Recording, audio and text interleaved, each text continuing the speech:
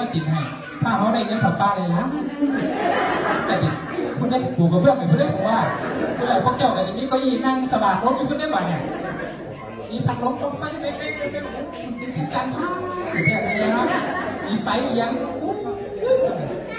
มีเข็มไฟมาตั้งอันนี้ถูกข่าวจับจีบแค่นี้เลยผมว่าเอาอยู่ที่พี่น้องดีไซน์กันเอาต่อหากเงินมีกระบะที่2 อาทิตย์ด้วยโอ้สุดยอดพี่น้องสุดยอด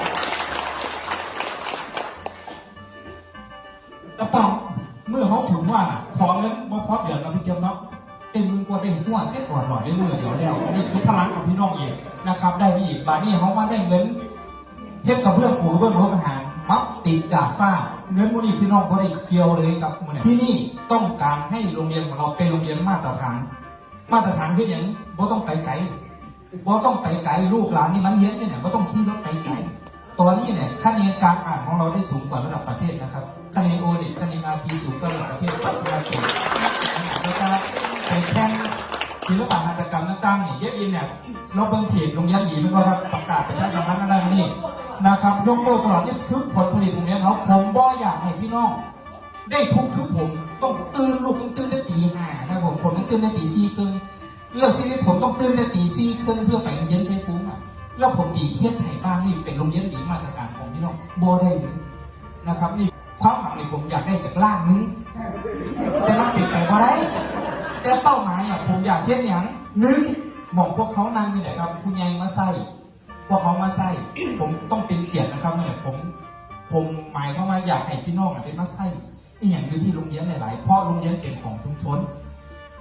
ไฟแจ้งไฟสว่างหรือแม้กระทั่งผู้ใหญ่จะเอามาหน้าโรงเรียนก็ได้เต็นท์อ่ะผมให้ไฟโรงเรียนไปเลยผมเสียเองอย่างนี้ก็ได้นะครับแล้วที่นี่สิ่งที่อยากเห็นนะครับคือ1ผมจะเอาเงินไม่ให้ยังไม่ให้แห่งห้องประชุมไหนเพราะไงในไงสมมติว่าบ้านเขาไปเห็นงานกรุงเทพกรุงไทยมีการแต่งงานมาใส่หอประชุมเรียนได้แต่ทั้งนี้ทั้งนั้นจะเบิ่งที่เงินเป็นหลักเพราะไงในไงครับมาบอกที่ไหนเพราะนั้นก็ผมออกมาขอเงินเนี่ย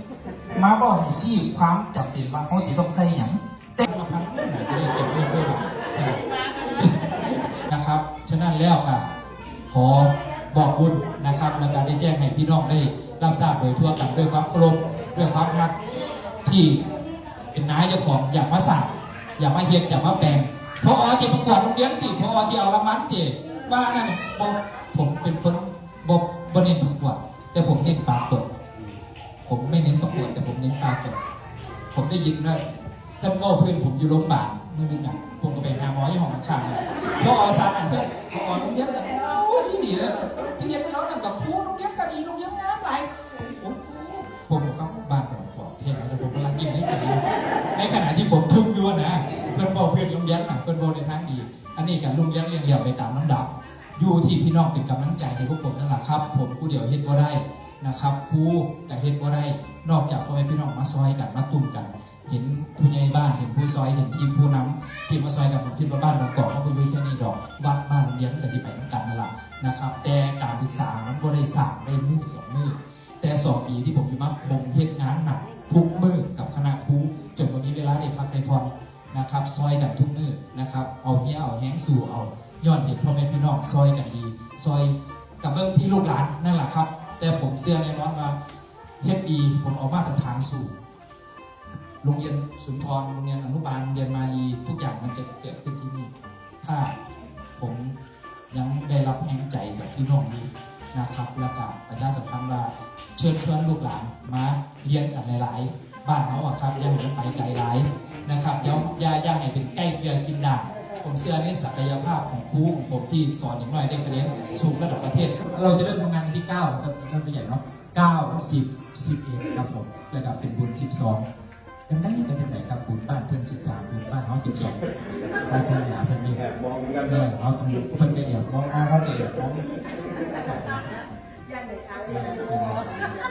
อ้าวบาท2 บาทเป็นบุญเป็นที่แจ่มแจ้งครับ